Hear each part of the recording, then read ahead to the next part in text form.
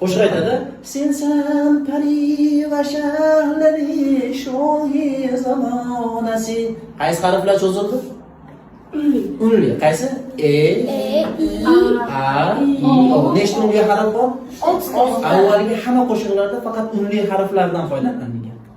Unli harfi bo'lmasa she'rda qabul qilishmagan, cho'zib bo'lmaydi-da.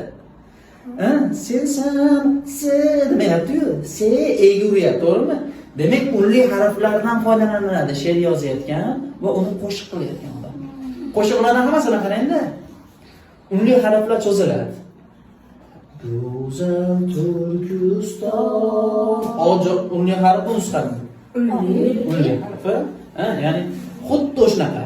Ya'ni ko'p qo'shiqlarda she'rni ayrim so'zlarni yo'qotib yuborishadi. Bunaqa emaslik kerak.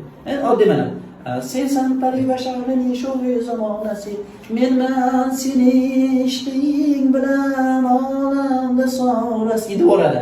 Olam afsonasi. Ko'ngil hushimni boisi changu taronasi. Zulfingni dog'iyu yana holingni donasi. Tushunyapsizmi? Ya'ni siz doim kitob o'qiyotganda, she'r o'qiyotganingizda yoki uni qo'shiq qilasizmi? Unli harflar ishtirok etganini tanlashingiz kerak.